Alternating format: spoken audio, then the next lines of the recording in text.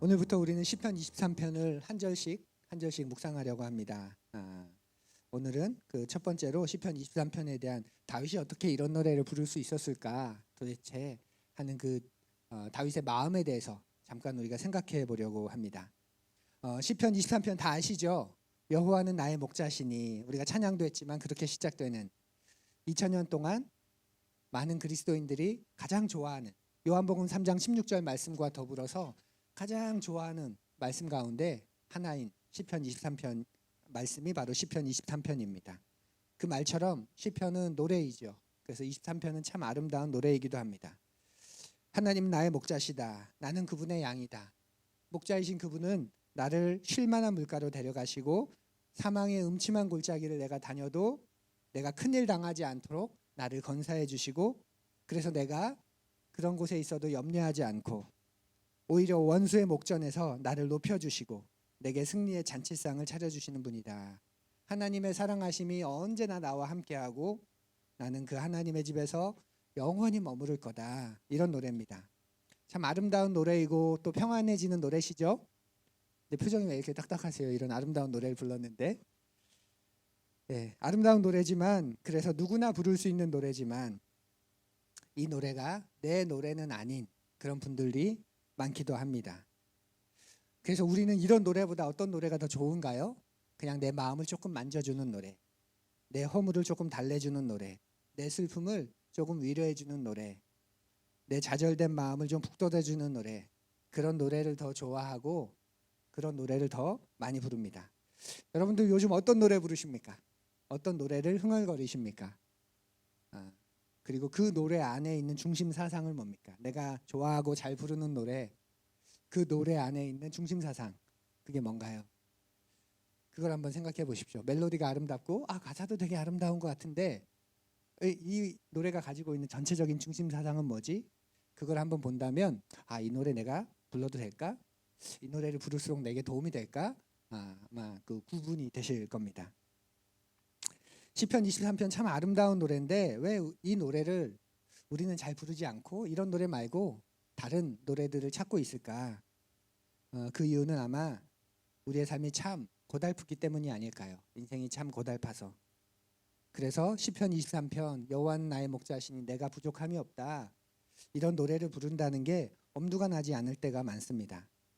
우리의 인생을 가만히 살펴보면 우리가 경제적으로 쪼달릴 때가 참 많습니다. 그리고 주변을 보면 나는 이렇게 쪼달리는데 잘 사는 사람들은 또 왜 이렇게 많을까요? 그런데 나는 왜 이렇게 늘 버겁게 사는 걸까요? 참 고달프다.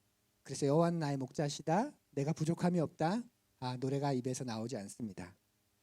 또 누군가를 사랑하고 또 내가 사랑하는 사람으로부터 사랑을 듬뿍 받으면서 살고 싶은데 그 상대방은 가족이건 가까운이건 늘 실망을 주고 좌절을 주고 또 상처를 줍니다.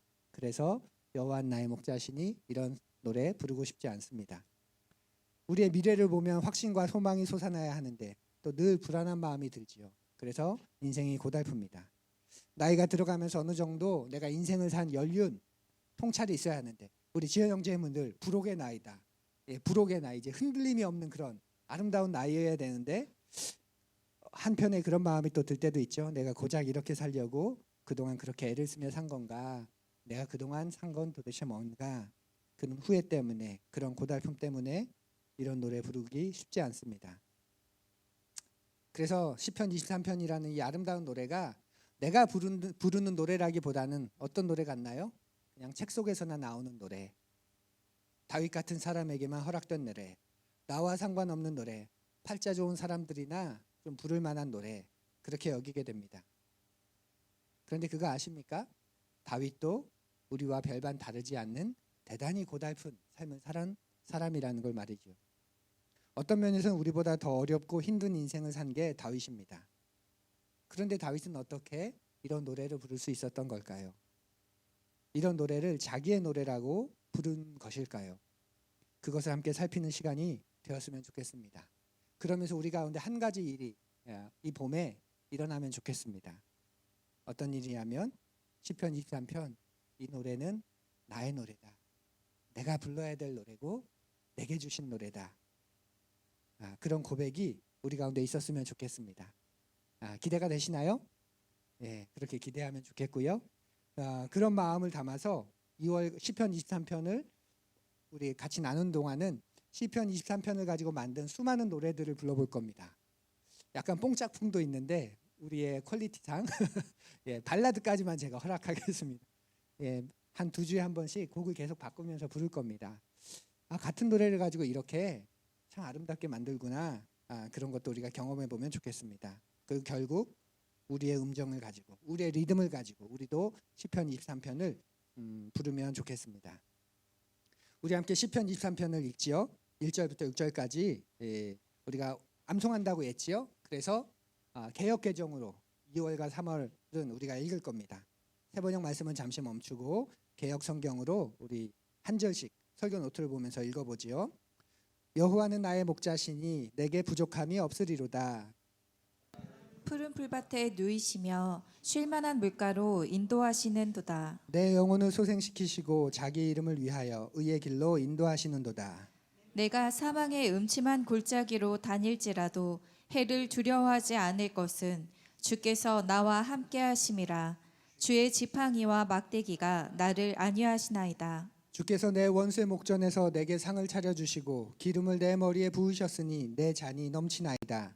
내 평생의 선하심과 인자하심이 반드시 나를 따르리니 내가 여호와의 집에 영원히 살리로다. 아멘. 시편 23편을 꽤 오랫동안 읽고 또 묵상하고 또 곡들을 찾기 위해서 꽤 오랫동안 이런저런 곡들을 찾으면서 수없이 부르다 보니까 정돈되는 한 가지 생각이 있었습니다. 뭐냐면 시편 23편이 나의 노래가 되느냐 안 되느냐는 세 가지 질문에 대한 답을 어떻게 하느냐에 따라서 달라지겠다라는 그런 생각입니다. 특히 1절이 그렇죠. 여호와는 나의 목자시니 내게 부족함이 없으리로다. 이 노래를 부를 수 있으려면 우리는 세 가지 질문에 진실되게 답을 할 수 있어야 될 것 같아요. 어떤 거냐면 먼저는 나는 누구인가라는 질문에 대한 답을 우리가 할 수 있어야 됩니다. 나는 누구인가? 이 노래를 부르고 있는 다윗은 자신을 지금 무엇에 비유하고 있죠? 예, 양에 비유하고 있습니다. 양. 자기를 양이라고 여기고 있는 거예요. 그러니 하나님은 나의 목자시다. 자연스럽게 그분을 목자로 고백할 수 있는 것이지요. 그런데 많은 사람들은 자기를 양이라고 여기지 않습니다. 그죠? 앞으로 한번 보실까요? 여러분 양이라고 생각하십니까? 예. 양이 어떤 동물인지 난 잘 모르기도 하지만 그렇다고 나는 양은 아니야. 양은 되고 싶지 않아. 그런 마음을 품고 있습니다. 예. 그러면 어떤 동물을 자기와 가깝게 여길까요? 어떤 우리가 되고 싶은 동물, 사람들이 되고 싶어하는 동물은 어떤 게 있을까요? 용 정도 되지 않을까요? 용? 용맹하고 상상 속의 동물이긴 하지만 굉장히 모든 것의 그런 근원이 될 수 있는 용 정도, 또는 용맹한 호랑이 같은 동물 되고 싶어 할 겁니다. 힘을 가지고 있고 카리스마를 가지고 있고, 그래서 다른 사람들을 다스릴지언정 다른 사람들에게 다스림 받고 싶지 않는 그런 삶을 꿈꾸기도 합니다. 또 어떤 동물이 있을까요? 코끼리 같은 동물도 있지 않을까요? 거대한 힘을 가지고 있지요. 그런데 그러면서도 초식 동물입니다. 다른 동물들한테 크게 해를 주지 않아요. 그런데 코끼리를 우습게 보면 어떻게 되나요? 깔려 죽지요. 그렇게 자기를 방어할 수 있는 힘이 강한, 그러면서도 다른 사람에게 남에게 피해를 주지 않는 그런 코끼리 같은 동물이 되고 싶어 합니다. 또 소는 어떻습니까? 성실하게 나에게 주어진 인생을 열심히 사는 상징이 바로 소이지요. 그래서 소처럼 열심히 성실하게 그렇게 나는 살겠다, 이런 마음을 가지고 있습니다. 이런 동물들의 특징이 뭔가요? 공통점이 있습니다. 모두 다 용도 그렇고 호랑이, 또 코끼리, 소 모두 다 자기 힘으로 사는 동물들입니다. 자기 힘으로. 카리스마를 가지고 힘을 가지고 성실함을 가지고 자기 힘으로 살아가는 동물입니다. 그런데 양은 어떻습니까? 양은 목자가 돌보지 않으면 생존할 수 없는 동물이죠. 양이 가진 가장 큰 특징 가운데 하나가 있다면 그건 자기 방어 능력이 없는 겁니다. 자기 방어 능력이 양은 전혀 없습니다. 그렇기에 목자가 없으면 생존이 불가능한 동물입니다. 게다가 우리가 상식적으로 잘 아는 것처럼 양은 방향 감각이 없죠. 그래서 자기 스스로 전혀 길을 찾아가지 못합니다. 그게 양이라는 동물입니다. 다윗은 여호와는 나의 목자시다라고 말하는 그 전제로 자기를 누구라고 보는 거예요? 이 양이라고 보는 겁니다. 그래서 이 노래를 부를 수 있는 거죠. 사랑하는 푸른이 여러분, 여러분은 여러분 스스로를 양이라고 여기십니까? 현대인인 우리에게는 나는 양이다, 우리는 양이다, 굉장히 기분 나쁜 표현일 수 있습니다. 우리의 이성이, 우리의 의지가, 우리의 기술이, 우리의 과학이 얼마나 꽃을 피우는 시대인데 고작 양이라고? 자기 방어 능력이 전혀 없는, 방향 감각조차도 없는 그런 양이라고? 그래서 목자가 있으면 살고 목자가 없으면 죽는 겨우 그런 수동적인 그런 존재라고 아마 현대인들은 굉장히 기분 나쁘게 여길지도 모르겠습니다. 근데 오해하지 말 것은 다윗은 자신이 양이다라고 여길 때 그 양의 이유를 미련하다, 어리석다, 멍청하다 거기에 초점이 있지 않습니다. 우리에게는 분명 하나님으로부터, 창조주이신 하나님으로부터 부여받은 지식, 창조성, 아름다움에 대한 호기심, 그리고 탁월함 이런 것들이 있습니다. 근데 다윗이 그럼에도 불구하고 자신을 양이라고 여기는 것은 우리가 그런 것들을 가지고 있다 하더라도 그런 것들만 가지고 우리가 우리의 인생을 살기에는 턱없이 부족하다라는 고백인 거예요. 그게 다윗이 자신을 양이라고, 또 성경에서 우리를 양이라고 말하는 이유입니다. 우리가 가진 게 어떤 것일지라도 그것만을 가지고 우리의 인생을 의미 있고 충만하게 살아갈 수 있다? 아니, 없다. 그것으로는 턱없이 부족하다. 온 우주의 근원이시고 나를 만드신 그 하나님을 알지 못한 채 그럭저럭 인생을 살 수 있다? 아니다. 그것을 깨달은 사람이 자신을 양이라고 고백하는 겁니다. 오늘날 우리 신앙의 문제가 뭘까요? 우리가 하나님을 알긴 알지만, 하나님을 믿긴 믿지만 그 하나님 어떻게 믿는 거죠? 목자로 믿는 게 아니라 헬퍼 정도가 아닐까요? 헬퍼? 나를 좀 도와주는 헬퍼 정도, 비상금 정도, 그죠? 있으면 마음이 든든하고 없으면 좀 아쉬운, 하지만 크게 지장이 없는. 비상금이 많으면 어떤가요? 마음이 편안하지 않으세요? 내 아내가, 내 남편이 요즘 충만하다. 숨겨놓은 비상금이 있어서 그럴 수 있습니다. 생각해 보십시오. 우리 안에 그런 마음이 우리가 있습니다. 하나님이 그런 분이십니다. 아주 급할 때는 하나님밖에 방법이 없지만 보통의 경우에는 하나님이 없이도 내 인생은 그럭저럭 내가 살아갈 수 있다. 그렇게 여깁니다. 그런 모습을 이사야서에서는 이렇게 말하죠. 우리 앞을 보면 함께 읽어볼까요? 시작. 행하여 각기 제 길로 갔거늘 여호와께서는 우리 모두의 죄악을 그에게 담당시키셨도다. 우리는 다 양 같다. 하나님 없이도 그럭저럭 살아갈 수 있다. 그게 양의 모습의 가장 그 양의 모습입니다. 그런데도 우리는 그걸 잘 모르지요. 그래서 제 갈 길로 흩어집니다. 그리고 그 길의 끝은 언제나 고단함과 허무함과 소망 없음입니다. 제가 인생을 너무 비관적으로 보는 건가요, 혹시? 아니죠. 그게 성경의 말씀이고 우리 예수님의 진단이기도 합니다. 우리 예수님이 인생을 어떻게 정의 내리실까요? 어떻게 바라보실까요? 우리 앞을 보면 함께 읽어보죠. 시작.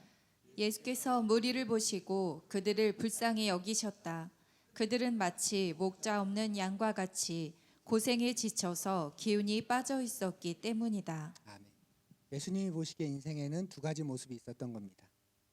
목자를 알고 목자를 따르며 충만한 삶을 살아가는 양인 인생과 목자 없는 양과 같이 고생하며 유리하며 방황하며 기운이 빠져 있는 지친 양과 같은 사람. 예수님은 인생을 그렇게 두 종류로 보시는 겁니다. 목자가 있는 양이냐, 목자 없이 고생하며 유리하는 양이냐. 사랑하는 푸른 여러분, 많은 사람들에게 여호와가 나의 목자가 되지 왜 여호와가 나의 목자가 되지 못하시냐면 내가 양이 아니기 때문에 그런 거예요. 내가 양이 아니니까 당연히 목자가 필요 없는 거죠. 또는 자기가 양인데 양인 줄 모르고 있어서 그렇습니다. 양보다는 더 그럴듯한 뭔가라고 자신을 생각하는 거죠. 그래서 여호와는 나의 목자시다 이 말을 하나의 상징으로 혹은 동화 같은 이야기로 넘겨버립니다. 여러분의 인생을 정직하게 한번 들여다보십시오. 어떠십니까? 여러분은 누구십니까? 아, 내가 양이구나. 목자 없는 양과 같이 고생하며 유리할 수밖에 없는 그런 양이구나. 또 양과 같이 제 갈 길로 끊임없이 가려고 하는 그런 양이구나. 그런데 그런 나에게 진짜 목자가 계시구나. 여호와는 나의 목자시다. 그렇게 정직한 고백을 드릴 수 있기를 간절히 바랍니다. 그게 첫 번째 질문입니다. 이 노래를 부르기 위해선 내가 누구인가 거기에 대한 정직한 답이 있어야 됩니다. 그리고 또 다른 두 번째 질문은 이 노래를 부를 수 있으려면 내가 누구인가 그리고 하나님은 누구신가 거기에 대해서도 우리가 답을 할 수 있어야 되겠죠. 많은 현대인들은 하나님에 대한 오해를 가지고 있습니다. 우리도 종종 하나님을 오해합니다. 오해를 하는 이유는 하나님을 잘 모르기 때문에 그렇죠. 그리고 자기만의 생각으로 하나님은 이럴 거다, 신은 이런 분일 거다라고 나름대로의 생각을 가지고 있습니다. 나름의 신관을 가지고 있고 나름의 신학을 가지고 있는 거죠. 그런데 그게 굉장히 협소하거나 제한적이거나 또 바르지 않은 경우가 많습니다. 대표적인 생각들 우리 한번 생각해 보면 하나님은 이 세상과 멀리 떨어져 있는 존재라고 생각합니다. 하나님이 계시긴 하지만 뭐 신의 존재에 있을 수 있는데 그 하나님은 이 세상과 멀리 떨어져 계신 분이다. 그러니 어떻게 생각하나요? 그 하나님은 나에게 관심이 없다. 나랑 관심이 없는 분이다. 관계가 없으니 존재의 의무가 더 이상 중요해지지 않습니다. 그리고 그런 하나님은 나에게 더 이상 관심을 기울이지 않는 분입니다. 또 어떤 오해가 있을까요? 신은 굉장히 차갑고 매정한 존재라는 그런 오해도 있습니다. 그래서 나한테 어려움을 주고 그 어려움에 대해서 무관심한 존재다. 그런 원망도 있죠. 또 신은 내가 조금만 잘못하면 나를 정죄하고 심판하고 죄의식을 갖게 하는 그런 존재라고 또 여기기도 합니다. 그래서 뭐 하나 그분의 눈밖에 나지 않기 위해서 얼마나 애쓰고 내가 이렇게 잘하면 복을 주시겠지 하는 그런 마음을 또 품고 있지 않습니까? 또 신은 굉장히 높은 수준의 요구를 우리에게 하는 분이다. 그래서 절대 그 요구를 만족할 수 없다. 그렇게 오해하기도 합니다. 이렇게 신에 대한 부정적인, 하나님에 대한 부정적인 이미지를 가지고 있는 경우가 많습니다. 그래서 사람들이 어떻게 교회 다니는 이 사람들을, 그리스도인들을 여기나요? 야, 인생이라는 게 안 그래도 고달픈데 너는 왜 하나님까지, 너는 왜 교회까지 다니냐? 신을 오해하니까, 하나님을 오해하니까 그 피곤한 하나님, 그 괴팍한 하나님, 그 매정하고 차가운 그 신, 왜 그 하나님까지 너는 믿냐? 그렇게 오히려 되묻는 거죠.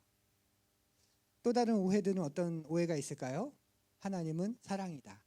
그래서 내가 어떻게 하든 다 용서해주고 늘 나를 이뻐해주는, 늘 나에게 관심 갖는 그런 하나님이다. 그런 오해도 있습니다. 또 하나님은 내게 쩔쩔매시는 분이다.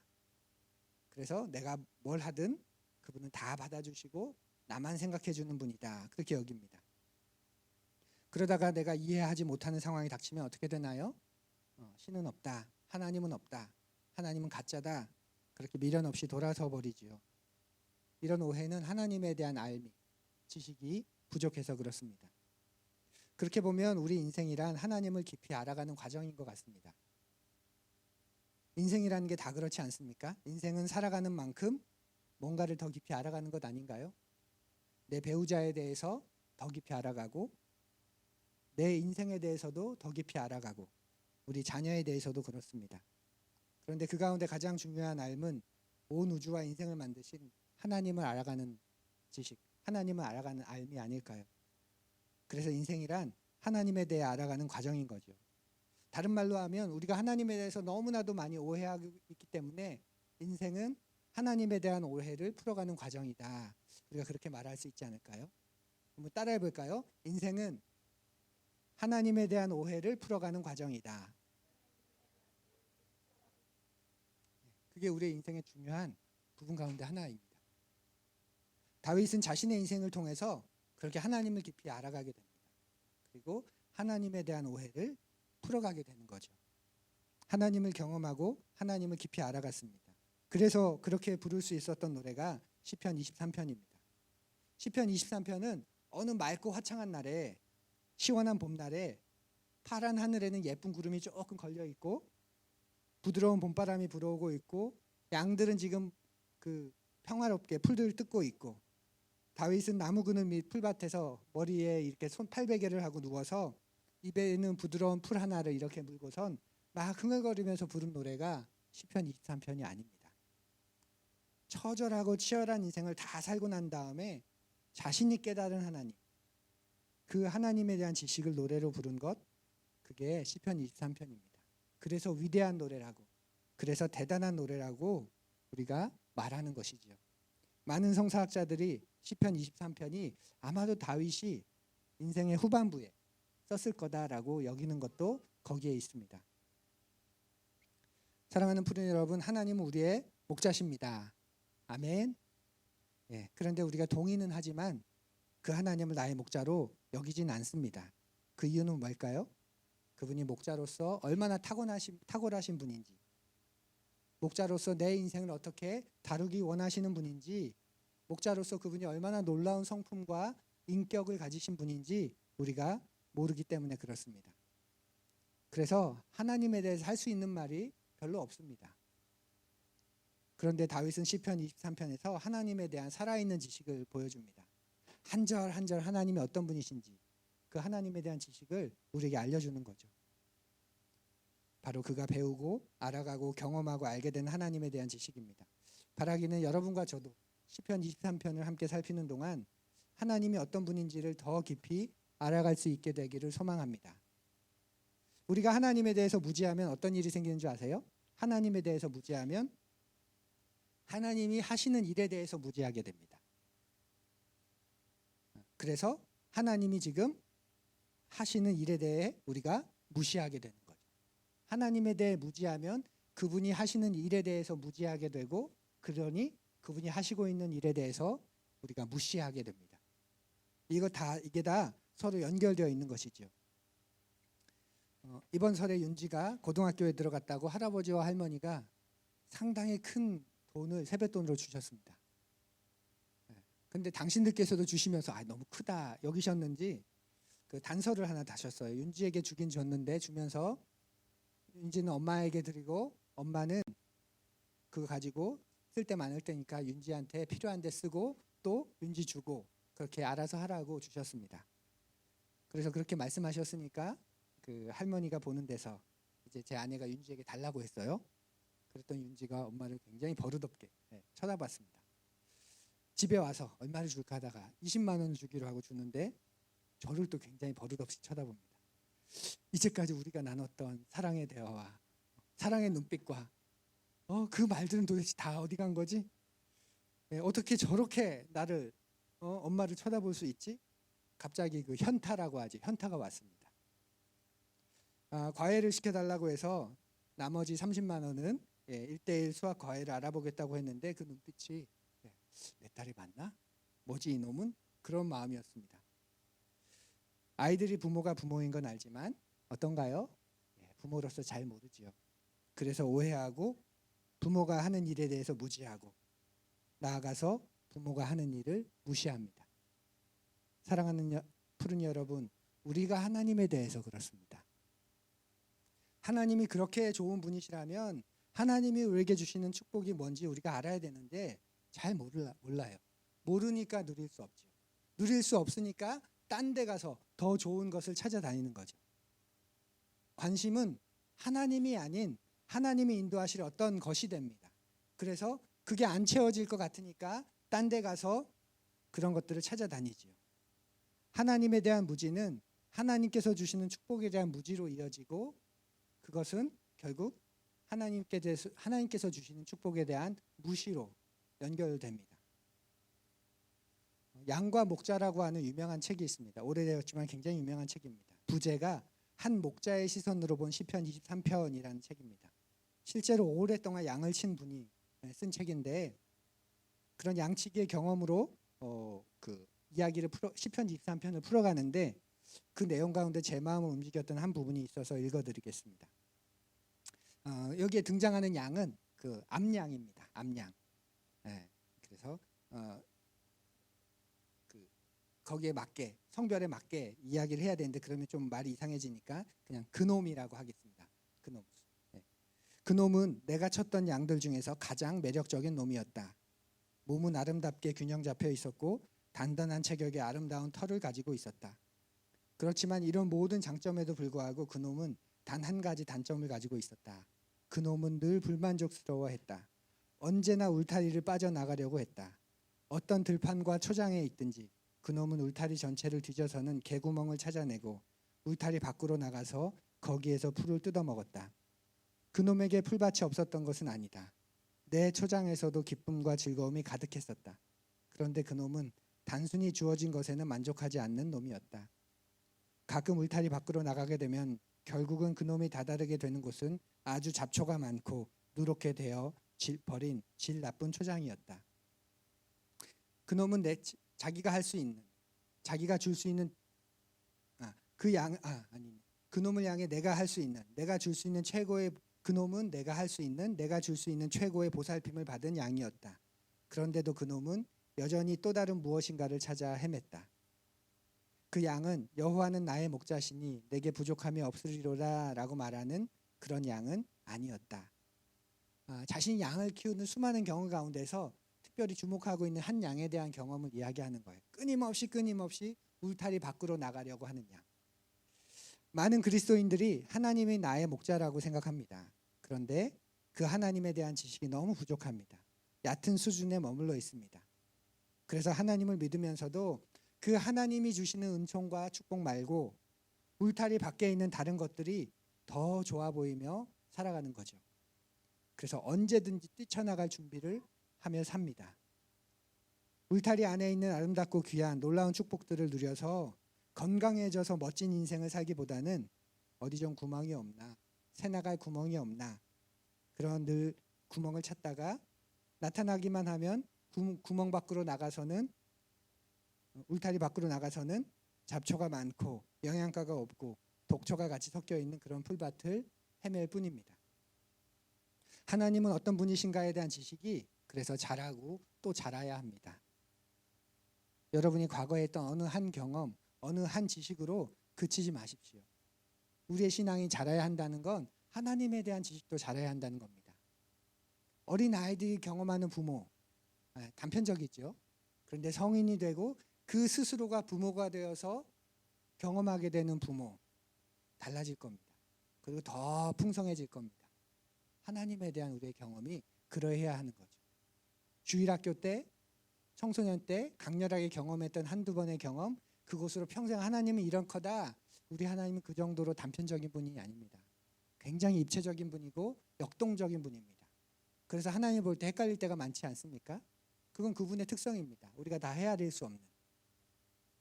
그러니 하나님에 대한 지식이 자라고 또 자라기를. 그래서 하나님은 어떤 누구신가 거기에 대해서 풍성하게 대답할 수 있는 그런 여러분 되셨으면 좋겠습니다. 이렇게 내가 누구냐, 하나님은 누구시냐 이 질문에 우리가 정직하게 답을 한다면 결국 세 번째 질문으로 이어지는 것 같아요. 바로 그러면 하나님은 내 인생에 어떤 분이시냐? 나는 누구냐? 하나님은 누구시냐? 그러면 그 하나님은 내 인생에 어떤 분이시냐? 이렇게 이어집니다. 우리의 인생은 결핍과 문제투성이죠. 그래서 우리는 끊임없는 기대와 착각을 하며 삽니다. 언젠간 행복과 즐거움이 가득 몰려올 거다. 내일은 좀 나아질 거다. 5년 후에는 10년 후에는 분명 나아질 거다. 그런 기대들 덕분에 우리가 살아가기도 합니다. 그런데 우리 인생 자체는 결핍과 문제투성입니다.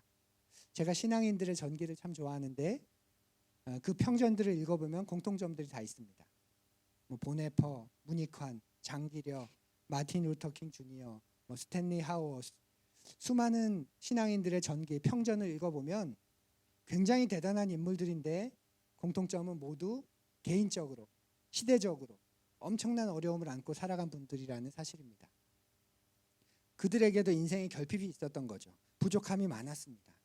자신에게 있었고 그들의 가족들에게 있었고 그들이 살았던 시대 속에 굉장히 문제들이 넘쳐난, 결핍이 넘쳐났던 그런 부분들이 있습니다. 그런데도 그들은 다 하나님을 풍성히 경험한 신앙인의 위인이 된 거죠. 다윗도 그렇지 않습니까?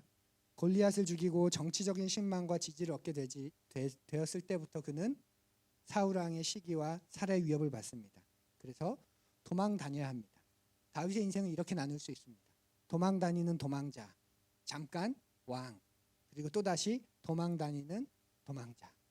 처음에 도망은 선 왕으로부터 살해 위협 때문에 도망 다녔고, 마지막에 도망은 그 아들이 그를 죽이려고 하는 그 아들의 살해 위협으로부터 도망 다니던 사람입니다. 얼마나 자신의 인생이 어려웠고 비참하고 힘들고 비루하게까지 느껴졌을까요? 또 다윗은 슬픔을 많이 경험한 사람이죠. 가장 사랑했던 친구인 요나단이 비참하게 죽는 모습을 바라봤고, 밧세바라고 하는 여인과 간음해서 낳은 아기가 죽는 것을, 그 슬픔을 겪어야 했습니다. 또 그의 인생은 부끄러움과 후회와 수치로도 가득 차 있었습니다. 간음한 사건을 덮기 위해 신하 중에 신하여 충신 중에 충신인 우리아를 죽게 만듭니다. 평생 떠날 수 없는 후회였고 수치였습니다.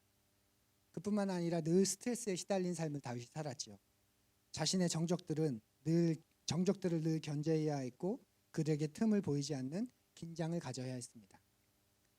인생의 마지막에는 그 아들이 반란을 일으켰지요. 아들 압살롬이 스스로를 왕으로 선포하고 선왕이자 아버지였던 다윗의 존엄과 위엄과 권위와 인격을 싸그리 모욕하는 행위들을 서슴없이 행했습니다.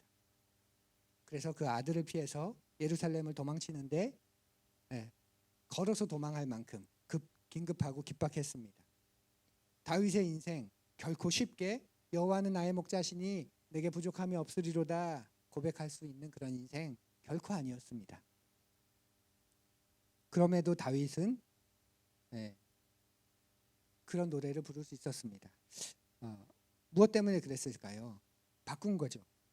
우리도 마찬가지입니다. 우리도 죽는 순간까지 결핍과 문제에서 자유로울 수는 없지만 그 결핍과 문제를 바꿀 수는 있는 겁니다. 없앨 수는 없지만 그것을 하나님을 인격적으로 만나는 통로로 바꿀 수는 있는 거죠.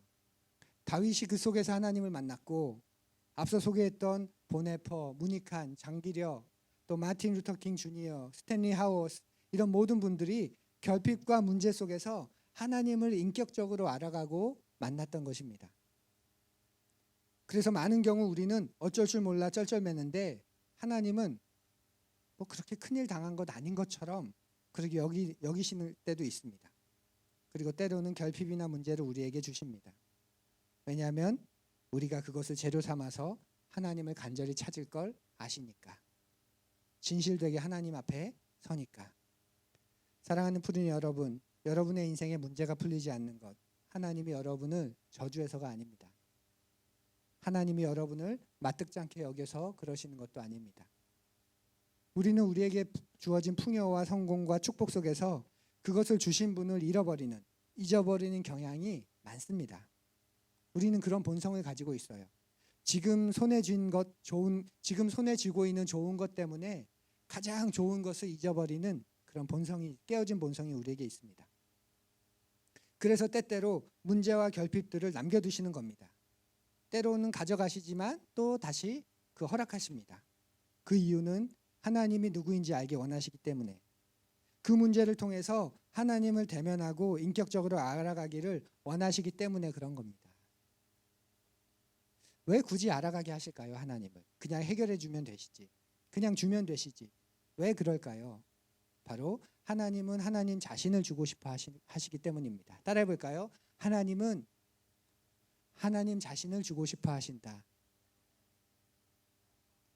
기억하십시오. 하나님은 하나님 자신을 주고 싶어 하십니다. 그래서 하나님을 경험하길 원하시는 겁니다. 문제와 결핍 속에서. 그리고 그래서 우리가 기도하는 겁니다. 문제를 가지고 하나님 앞에 서는 거죠. 하나님, 제게 문제가 있습니다. 지금 어려움이 있습니다. 이렇게 모자라고 결핍된 상태입니다. 그런데 제 힘으로는 안 됩니다. 도와주십시오. 이게 제 인생입니다. 목자이신 당신이 없으면 안 되는 제 인생입니다. 그렇게 우리가 하나님 앞에 서는 겁니다. 그러면 채워주기도 하시고 또 문제를 해결해 주시기도 하지만 더 궁극적으로는 하나님 자신을, 하나님의 마음을 우리에게 주시는 겁니다. 그걸 깨달은 사람들이 시편 23편의 노래를 부르는 거 아닐까요? 상황이 바뀌진 않았지만, 여건이 좋아지진 않았지만, 그럼에도 진실함을 담아 부르는 거죠. 여호와는 나의 목자시니 내게 부족함이 없으리로다. 그래서 기도의 시간이 중요한 겁니다. 텐텐텐에서 처음의 텐과 마지막의 텐, 이게 중요한 겁니다. 기도의 시간은 여러분의 인생을 익어가게 하기 때문에 그렇습니다. 설익은 우리 인생을 깊이 익어가게 한 시간, 바로 기도의 시간입니다. 기도의 시간이 없으면 인생이 그래서 설익습니다. 결핍과 문제가 그대로 남아있고, 그걸 해결하기 위해서 악수를 두고, 그리고 또다시 악수를 두고, 계속해서 악수를 두는 삶, 그것이 기도의 시간이 없는 사람이 설익은 인생이 버리는 일입니다. 사랑하는 푸른 여러분, 우리가 다윗처럼 고백할 수 있기를 바랍니다. 여호와는 나의 목자시니 내게 부족함이 없으리로다. 주님, 저는 양입니다. 하나님은 저의 목자십니다. 하나님은 제게 하나님 자신을 주기 원하십니다. 그래서 문제와 결핍 중에도 제가 할 수 있는 말은 내게 부족함이 없을 것입니다. 하나님은 저의 목자시니까요. 저는 하나님의 양이니까요. 우리도 그 노래를 진실되게 부를 수 있었으면 좋겠습니다. 평생 살아가는 동안 우리는 결핍과 부족함 속에 삽니다. 이게 좋아지면 저게 나빠질 거고, 저게 좋아지면 이게 나빠질 거예요. 이게 채워지면 저기에서 부족함이 생길 거고, 저게 채워지면 여기에서 부족함이 생길 겁니다.